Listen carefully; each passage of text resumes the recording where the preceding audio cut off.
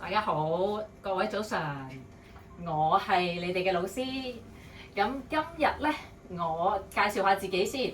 我就叫 Angie 啦，我就從事美容行業咧都有20年嘅經驗㗎啦。咁所以咧，今日嚟教大家一啲美容嘅知識啦，特別係一個激光嘅一啲理論啦咁樣嘅。咁我陣間咧會將我20多年嘅經驗咧，會無私咁樣奉獻俾大家學生，去教大家學生一啲關於 Laser 嘅一啲基礎知識啦，等你哋有更多嘅根基去做好呢個美容。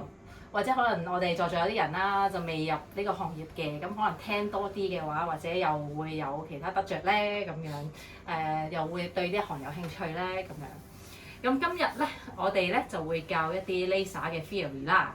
咁我哋陣間咧，首先就會講關於一個 super long pulse 啦。咁我哋呢個 super long pulse 咧，最常見其實咧就會係用喺呢個 nail infection 啦。亦都可以係去除一啲顯眼嘅一啲 blood vessel 嘅。咁我哋會用呢個 super long pulse 啦，去幫客人去做一個 anti-inflammation 啦。同時我哋亦都可以用 Versa 去解決一啲 pH 嘅問題嘅。好啦，咁頭先講咗咁多 theory 嘅嘢啦，咁我哋而家咧就會介紹我哋喺 Laser 入邊會用到嘅一啲 tools 啊，一啲小工具。好啦，咁我攞出嚟先。咁我哋望下入邊係咩嚟先？咁佢就係咧一啲 Laser 嘅唔同嘅頭啦。咁分別咧呢啲頭咧，其實會係有呢個啦 Versa 啦。Versa 頭先講過啦，就係幫客人做一啲 pH 嘅問題啦咁樣嘅。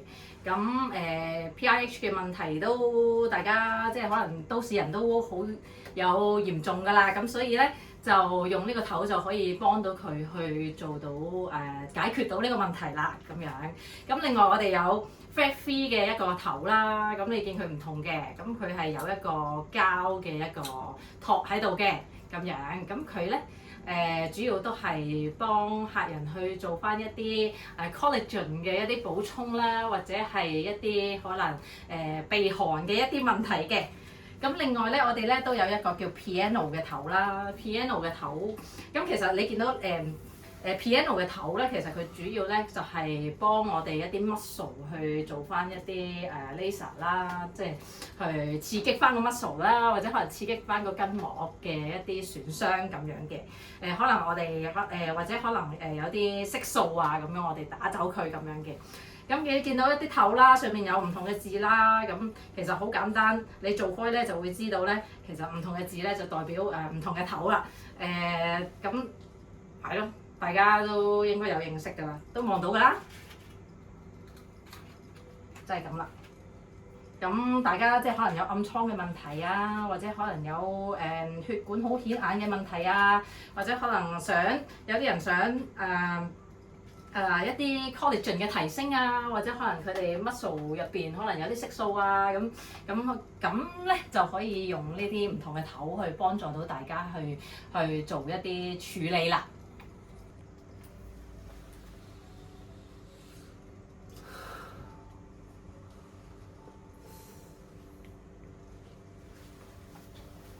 啱啱你明唔明啊？嗰啲肯定明啦，佢全部都講英文。你有冇啲咩係翻譯到出嚟啊？可以俾我抄下。我完全一句都翻譯唔到喎，我完全唔知佢講乜喎。真係完全抄唔切啊！呢個 Miss 講到快到咁樣，跟住有啲型號嘅嘢，佢又即係當咗我哋好似識咁樣進階班咁樣，我哋啲型號啲名完全唔知喎，之後都唔知點樣捱喎。仲有頭先嗰兩支咩嚟？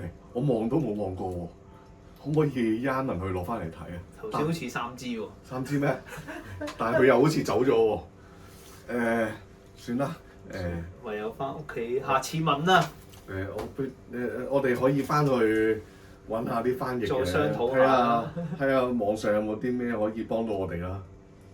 係啦。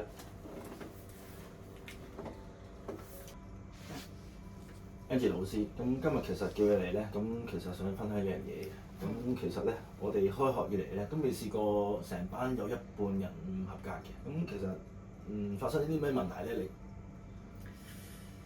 其實我自問就用咗我最大嘅努力去傳授知識俾學生啦。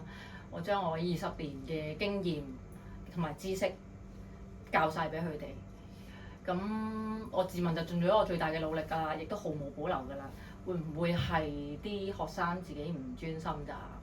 哦，咁但係咧，我哋學校咧咁耐以嚟都未試過有咁嘅情況出現嘅。咁其實你中間會加啲測驗俾佢咧，或者係佢哋嘅程度追唔到你咧？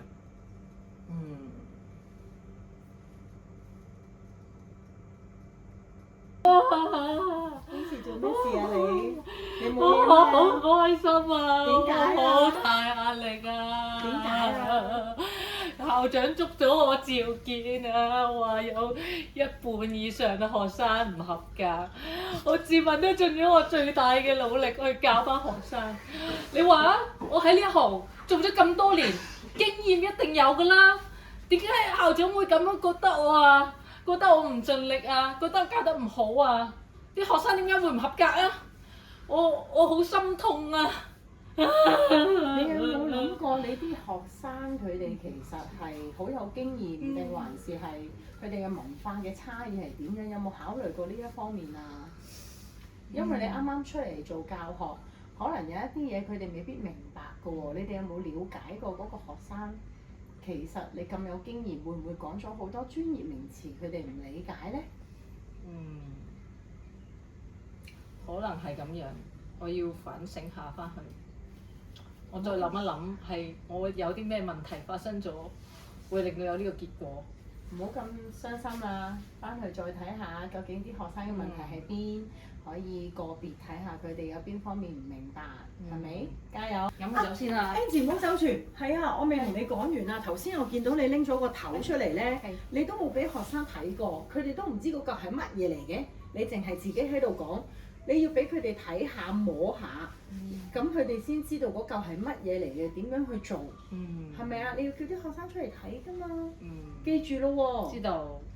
各位同學，我哋今日咧就預備咗一啲中英對照嘅筆記啦，因為呢個激光嘅理論咧，其實有好多咧都係外國引入啦，一啲美容嘅儀器其實都係外國引入嘅，咁所以咧佢哋有好多學名啊等等，其實都會係用英文為主。咁我哋加咗中文喺入邊，即係希望方便大家去了解啦，亦都加咗好多圖片喺入邊啦。希望大家知道做完一個激光之後嘅成果係點樣啊，同埋一啲機器嘅一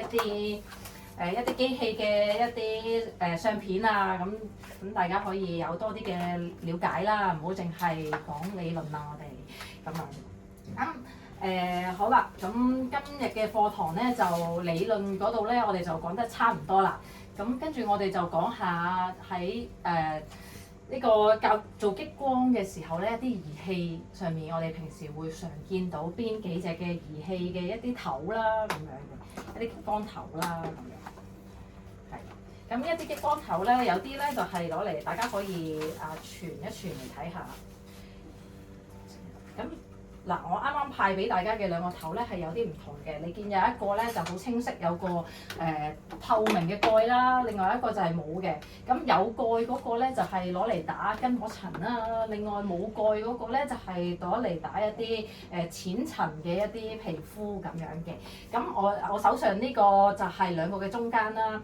咁其實所以就係話我哋要多多學習呢個激光嘅一個理論啦，有呢個理論基礎啦，先至會更加去深入了解邊個頭啱啲咩情況去出現。你見上面有個鬆子嘅，大家望下有冇個鬆子喺上面啊？見到。係啦，咁個鬆子越大咧，其實打嘅深度就越深嘅；鬆子越細咧，嗰個深度就越淺嘅。